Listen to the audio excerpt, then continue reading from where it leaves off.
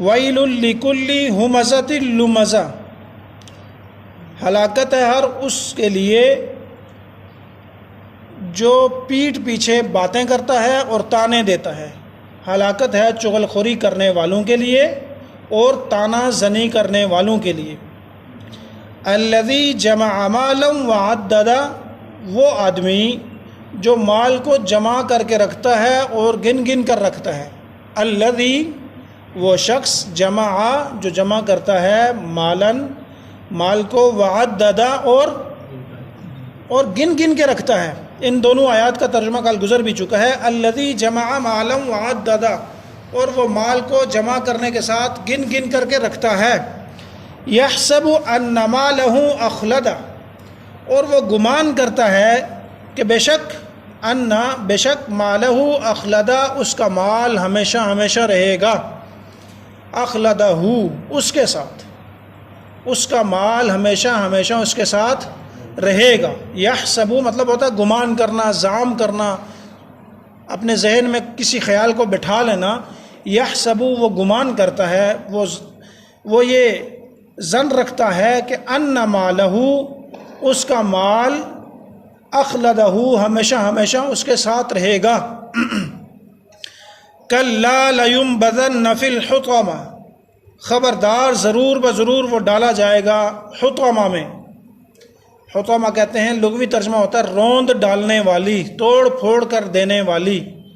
کلا، یہ لفظ جھنجھوڑنے کے لیے آتا ہے۔ کلا لینبذن، خبردار، لینبذن، لینبذن کے اندر لام اور نون جو آخر میں ہے، ان دونوں کا ترجمہ کیا جاتا ہے ضرور بضرور۔ یہ تاکید کے لیے دونوں لفظ آتے ہیں، لام اور نون، یہ دونوں تاکید کے لیے آتے ہیں۔ ترجمہ کیا جاتا ہے ضرور بضرور اس کو ڈالا جائے گا حطمہ میں۔ حطمہ کی قرآن خود تشریح کر رہا ہے، وما ادراک ما الحطمہ، اور آپ کو کیا معلوم کہ حطمہ کیا ہے۔ وما ادراک، اور آپ، ما یہاں پر استفہام کا ہے، سوالیہ کوشچن مارک ہے۔ وما ادراک، اور آپ کو کیا معلوم کہ مل حطمہ، حطمہ کیا چیز ہے۔ قرآن خود ترجمہ کر رہا ہے کہ نار اللہ الموقدہ، حطمہ کا ترجمہ قرآن نے خود کیا ہے، نار اللہ الموقدہ، وہ اللہ کی جلائی ہوئی، اللہ کی سلگائی ہوئی آگ ہے۔ وہ آگ التی تطلع علی الافئدہ، جو دلوں کو پہنچنے والی ہے یا دلوں کو جھانکنے والی ہے۔ دنیا کی آگ میں آدمی کو ڈالا جائے تو پہلے جسم جلتے ہیں، بہت دیر بعد وہ جا کر دل تک پہنچتی ہے، لیکن اس آگ کی صفت یہ ہوگی کہ وہ فوراً دل تک پہنچے گی۔ انہا علیہم مؤصدہ، اس کو ان پر موند دیا گیا ہے یا ان کو اس میں بند کر دیا گیا ہے۔ فی عمد، اس کی صورت کیا ہوگی؟ فی عمد ممددہ، لمبے لمبے ستونوں میں۔ فی عمد، ستونوں میں، ستون کیسے ہوں گے؟ آگ کے بنائے ہوئے ستون ہوں گے، ممددہ، لمبے لمبے ستون ہوں گے، ان ستونوں میں ان کو بند کر دیا جائے گا۔ تفسیر، اس صورت کے اندر اللہ رب العالمین نے 3 مذموم گناہوں کا تذکرہ فرما کر ان کی سزا کو بیان کیا ہے۔ اور آج کے دن جمعہ تھا چونکہ، تو جمعے میں بھی اسی صورت پر ہم نے جمعہ پڑھا ہے، جمعہ بھی اسی پر پڑھا ہے، اور جمعے میں مفصلاً اس پر بات ہو گئی ہے۔ بہرحال جو ساتھی نہیں تھے ان کے لیے بات دہرا دیتا ہوں۔ اگر آپ چاہتے ہیں کہ ہمارا معاشرہ بہترین ہو، پرامن ہو، پرسکون ہو، ہمارا گھر پرسکون ہو، کوئی رشتہ پرسکون ہو، تو اس کے لیے اصول اللہ نے بیان فرمایا کہ 2 کام مت کرو۔ ایک، چغل خوری، پیٹھ پیچھے باتیں کرنا، ایسی بات کرنا جس کو وہ سن لے تو ناپسندیدہ سمجھے، ناگوار گزرے اس کو، ایسی بات کرنا ممنوع ہے۔ ایسی بات کو منع فرما دیا، اور یہ کبیرہ گناہوں میں آتا ہے۔ لمزہ، ایسا گناہ کہ منہ کے اوپر تانا مارنا۔ ہمارے ہاں ایک جملہ بڑا معروف ہے کہ میں کسی کی غلط بات برداشت نہیں کرتا۔ تو سوال یہ ہے کہ صحیح بات برداشت کرنے کی ضرورت کیا ہے؟ صحیح بات تو برداشت کرنے کی ضرورت ہوتی ہی نہیں ہے، وہ پہلے سے صحیح ہوتی ہے۔ بات تو وہی برداشت کرنے کے لائق ہوتی ہے جو غلط ہوتی ہے، جو کیا ہوتی ہے؟ غلط ہوتی ہے۔ چونکہ برداشت اسی کو کرنا پڑتا ہے جو طبیعت کے برخلاف ہوتا ہے، طبیعت کے موافق نہیں ہوتا، اس کو برداشت کرنا ہوتا ہے، صبر اس پر ہوتا ہے۔ جو پٹک سے کسی کے عیب کو کسی کے منہ پہ چھوڑ دینا اور گزرتے پزرتے اس کو تانے مارنا اس کے اوپر، اس کو تانا مارنا کہتے ہیں۔ اسی کو قرآن نے لومزہ سے تعبیر فرمایا ہے۔ الذی جمع مالا وعددہ سے پہلے ویل لکل ہمزۃ لمزہ، یہ لمزہ اسی گناہ کو کہا گیا کہ یہ تانا مارنے والے ہیں۔ اگرچہ یہ جو آگے سزا بیان ہوئی ہے یہ اس کے لیے دونوں کاموں کو جائز سمجھتا ہے، لازم سمجھتا ہے، یا جو ان دونوں کاموں کو اپنے لیے حلال سمجھتا ہے، لیکن جو حلال سمجھ کے نہیں کرتا ویسے بھی کرتا تھا تب بھی بہت بڑے گناہ ہیں، تب بھی یہ کبیرہ گناہ ہے۔ نبی کریم صلی اللہ علیہ وسلم نے چغل خور کے لیے کہا کہ گویا ایسا ہے کہ اپنے زندہ بھائی کا گوشت کھانا۔ اور ویسے بھی جو زبان کے زخم ہوتے ہیں یہ کبھی زندگی میں مندمل نہیں ہوا کرتے، ان کا کوئی مرہم، کوئی پٹی، کوئی ملم نہیں ہوا کرتی۔ وقد یرجا لجرح السیف برء ولا برء لما جرح اللسان، جو زبان سے زخم لگتے ہیں وہ کبھی برا نہیں کرتے۔ جراحات السنان لها التیام ولا یلتام ما جرح اللسان، جو زبان سے زخم لگتے ہیں یہ تادیر باقی رہا کرتے ہیں، مرتے مرتے آدمی مر جاتا ہے لیکن وہ زخم باقی رہتے ہیں۔ ان دونوں گناہوں سے باز آ جائیں ہم تو ہمارا معاشرہ پرسکون، ہمارا گھر پرسکون، ہمارا محلہ پرسکون ہو جاتا ہے۔ لڑائی کی، نفرت کی بنیاد ہی یہاں سے شروع ہوتی ہے کہ فلاں میرے پیچھے باتیں کرتا ہے، غیبت کرتا ہے۔ غیبت تو نہیں کہتے تو پر یوں ضرور کہتے ہیں کہ فلاں میرے خلاف پروپیگنڈا کرتا ہے جی، فلاں میرے خلاف باتیں کرتا ہے۔ اور تانا مارنے والے کو میرے سمیت، آپ سمیت کوئی بھی کسی کو پسند نہیں کرتا۔ اور یہ دونوں باتیں میں نے پہلے عرض کر دی کہ برداشت کرنے والی بات غلط ہی ہوتی ہے۔ میاں بیوی کا اکثر جھگڑا شروع اس بات پر ہوتا ہے کہ اس نے میرے ساتھ بدتمیزی کر دی ہے، میرے مزاج کے خلاف جملہ اس نے کہا ہے، بات ہی یہاں سے شروع ہوتی ہے، لڑائی ہی یہاں سے شروع ہوتی ہے۔ تو اسی کو تو کہا گیا کہ صبر کرو، اسی کو تو کہا گیا برداشت کرو۔ تانا مارنا یہ جائز نہیں ہے، اسی سے قرآن نے منع فرمایا اور ہلاکت بیان کی ہے کہ ویل لکل ہمزۃ لمزہ، ہلاکت ہے اس آدمی کے لیے جو چغل خوری کرتا ہے اور تانے مارتا ہے۔ اگلا گناہ یہ ہے کہ الذی جمع مالا وعددہ، ہمیشہ مال کی حرص میں لگا رہتا ہے، سونا، کھانا، اٹھنا بیٹھنا، ہر لمحے ہر فرصت وہی کام ہے کہ مال مال مال مال۔ مال کمانا یہ عیب نہیں ہے، مالدار ہونا یہ عیب نہیں ہے، لیکن ہر لمحہ مال کے چکر میں پڑ جانا یہ مالدار، یہ کیا ہے؟ عیب دار ہے، یہ عیب ہے۔ صحیح مسلم کے اندر نبی صلی اللہ علیہ وسلم کی روایت ہے، پچھلے جمعے میں بھی عرض کی تھی، یقول ابن آدم مالی مالی مالی، اور مال کیا ہے؟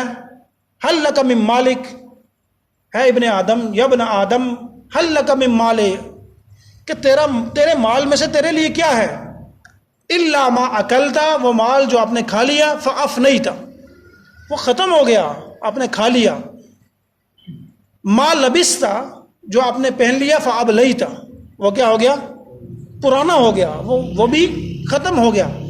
بچ وہ گیا، قد تصدقتا فامزیتا، یہ مسلم کی روایت ہے۔ اور مسند احمد کے اندر ایک روایت آتی ہے، اس میں اس سے آگے بھی ہے، اس روایت میں ہے ما سوا ذالک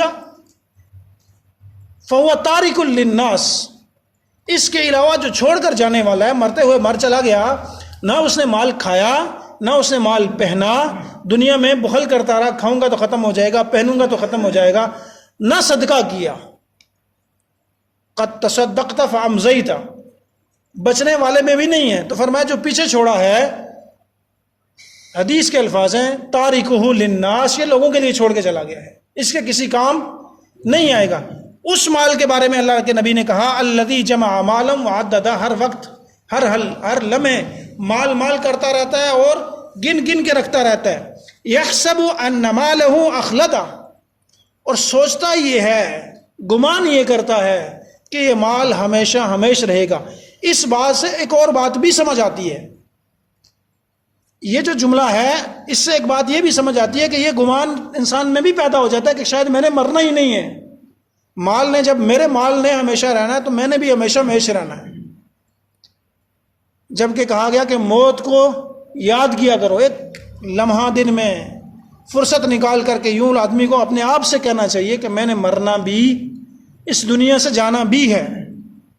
تو یہ جملہ ہماری زندگی میں بہت ساری سہولیات کو پیدا کر دیتا ہے، بہت ساری آسانیوں کو پیدا کر دیتا ہے کہ ایک دن میں نے اس دنیا سے چلے جانا ہے. کلا لیمبذن فی الحطمہ. اب یہاں سے سزا کے بارے میں بتا رہے ہیں کہ جو 3 گناہوں میں مبتلا ہوگا، ان کو حلال سمجھے گا، ان کو جائز سمجھ کے کرے گا، اس کے لیے سزا کیا ہے؟ کلا لیمبذن فی الحطمہ. اللہ فرماتے ہیں ضرور بضرور اس کو حطمہ میں ڈالا جائے گا. اور حطمہ کی تفسیر کرنے کے لیے کسی مفسر کی ضرورت، کسی عالم کی ضرورت اللہ نے نہیں چھوڑی. اللہ نے خود تفسیر بیان فرمائی اور پہلے سوال کیا وما ادراک. کسی چیز کے بارے میں اہمیت کو اجاگر کرنا ہو تو سوال کیا جاتا ہے کہ فلاں کون ہے، فلاں کیسا ہے. تو اللہ نے بھی سوال کیا وما ادراک ما الحطمہ. آپ کو کیا معلوم کہ حطمہ کس چیز کا نام ہے، حطمہ کسے کہتے ہیں؟ یوں تو لغوی معنی اہل لغت نے کیا ہے کہ روند ڈالنے والی، توڑ پھوڑ کر دینے والی کو حطمہ کہتے ہیں، لیکن اللہ نے جو معنی بیان فرمایا نار اللہ الموقدہ، وہ ایسی آگ ہے جس کو کس نے جلایا جی؟ اللہ نے. اور ایک حدیث میں آتا ہے کہ اس کا ایندھن انسان اور پتھر ہوں گے. اس کا ایندھن کیا ہے جی؟ انسان اور ایندھن ہوں گے.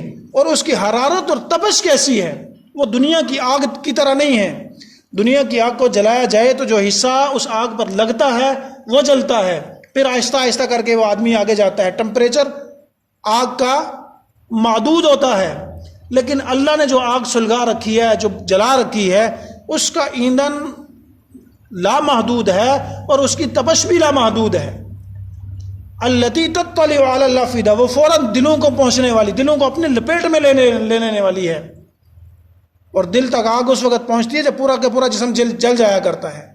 اللہ نے فرمایا کہ اس سے چھٹکارا نہیں ہے. اللہ اس میں بند فرما دیں گے، اور بند بھی ایسا نہیں ہے کہ باندھ دیں گے یا کوئی ایسا لمحہ. اللہ نے فرمایا فی عمد ممددہ، لمبے لمبے ستونوں کے اندر ان کو ڈال کر کے بند کر دیا جائے گا، اور وہ ستون آگ کے ہوں گے. تو اللہ تعالیٰ سے دعا ہے کہ اللہ ہم سب کو اپنے فضل سے اس آگ سے محفوظ فرمائیں. لیکن اس آگ سے بچنے کا سبب کیا ہے؟ سوال یہ نہیں ہے صرف کہ اس آگ سے بچ جائیں.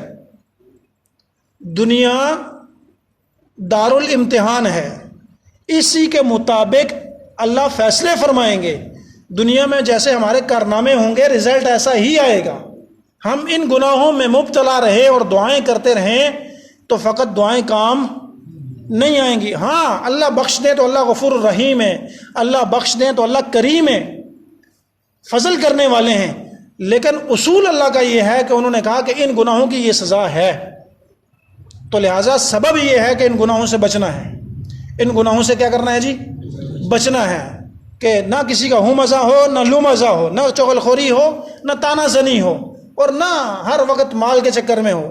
ہر وقت مال، میں نے پہلے کہا مال کمانا عبادت ہے. رزق کمانا کیا جی؟ حلال رزق کمانا کیا ہے؟ عبادت ہے. لیکن جب مال کے حقوق ادا نہ کیے جائیں تو وہ مال وبال بن جایا کرتا ہے، وہ مال وبال بن جاتا ہے. تو لہٰذا مال کے جب حقوق ادا نہ ہوں، ہر وقت مال مال، نہ صدقات ہیں، نہ زکوٰۃ ہے، نہ اپنے اوپر خرچ ہے، نہ بیوی بچوں پہ خرچ ہے، نہ پڑوسیوں پہ خرچ ہے، نہ مسجد مدرسے پہ خرچ ہے، اس مال کو خطرناک قرار دے دیا گیا. اس مال کے بارے میں کہا کہ یہ مال کل اس کے لیے جہنم کا ذریعہ بنے گا. تو اللہ ہمیں دنیا کے اندر ان تینوں گناہوں سے محفوظ رکھے، اور کوشش کریں کہ ہم ان گناہوں سے بچ کے رہیں. تو کوشش کریں گے جی انشاءاللہ. سبحانک اللہم و